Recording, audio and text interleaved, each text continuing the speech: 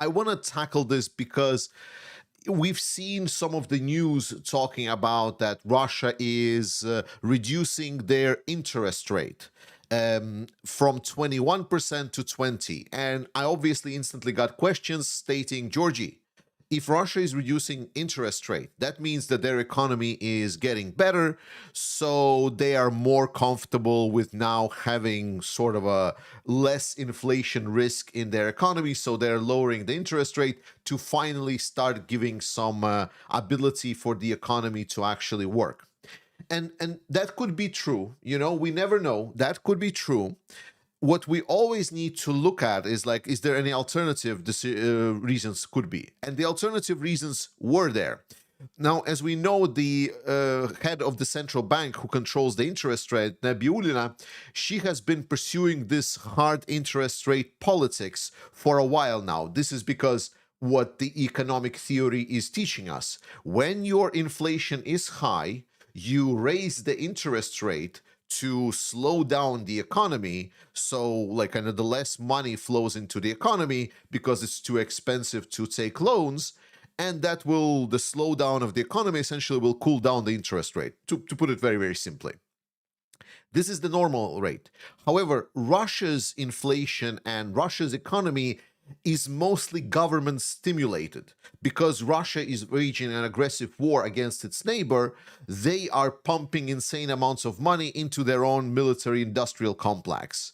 This caused the industry and just economy of Russia to start overheating, where Russian central bank started putting up high interest rate, but the Russian economy still wants to get those tanks and everything, and they still put more money into the economy, which basically started suffocating all of the more of a civilian sector economy.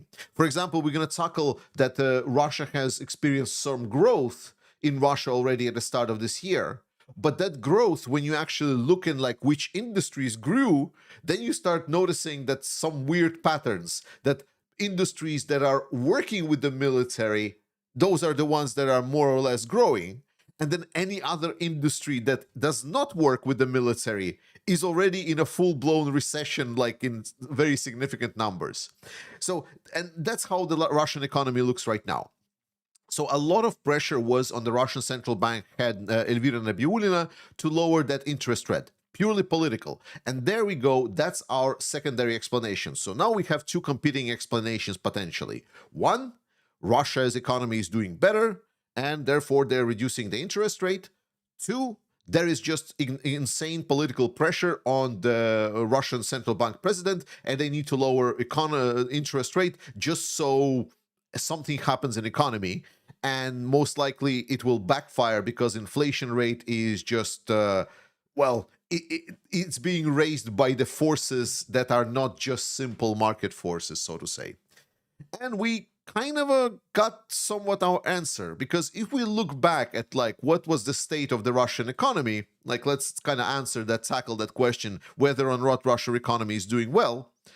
Well, before the start of 2025, Russia always estimated what is going to be our budget deficit, right? We can estimate like how healthy economy is doing, is like whether or not you are able to put your government budget together. Like, it's like your expenses and your income. Like, how do you balance it out?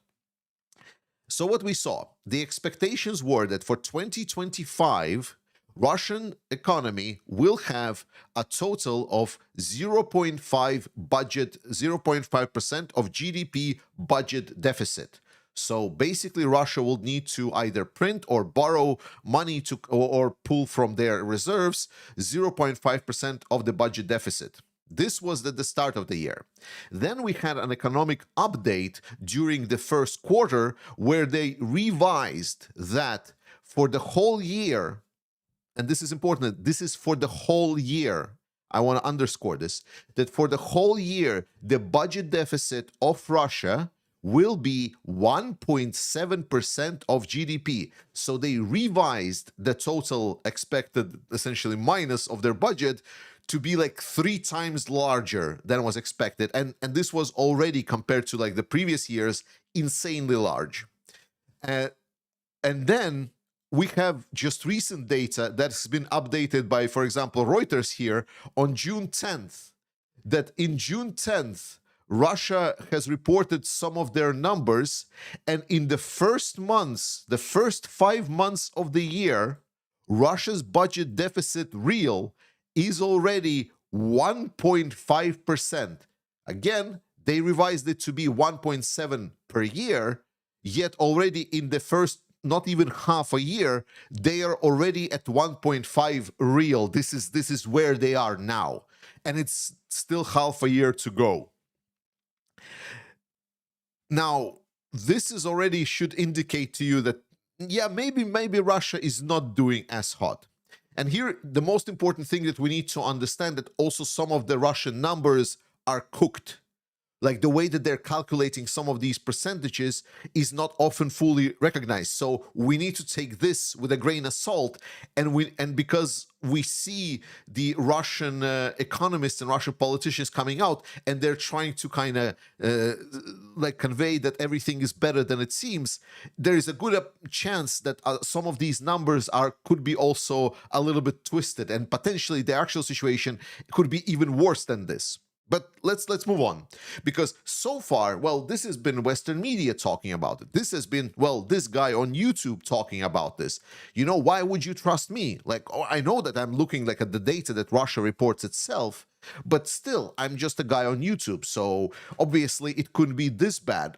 Oh, right, yeah, because Russian head of the central bank states it herself.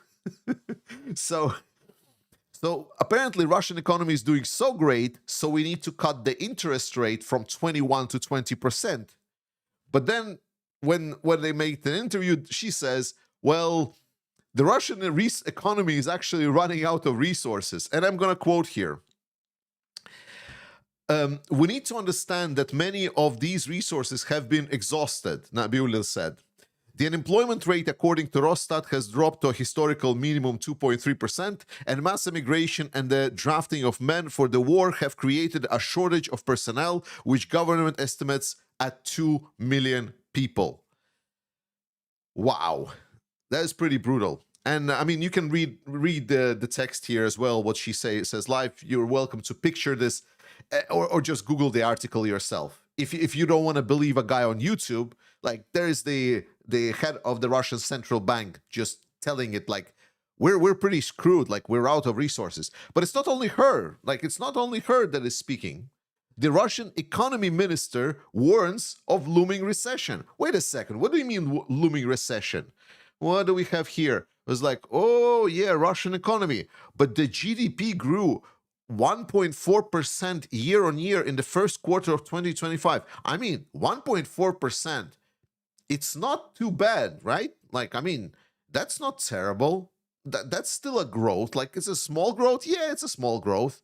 But a lot of the Western economies have been growing 1.412% for almost a decade, and they've been doing fine, right? But again, the devil is in details that I explained before. So when he states that overall, I think we are on the brink of recession, the Russian Minister of Economics, that should kind of suggest you where exactly Russia is going.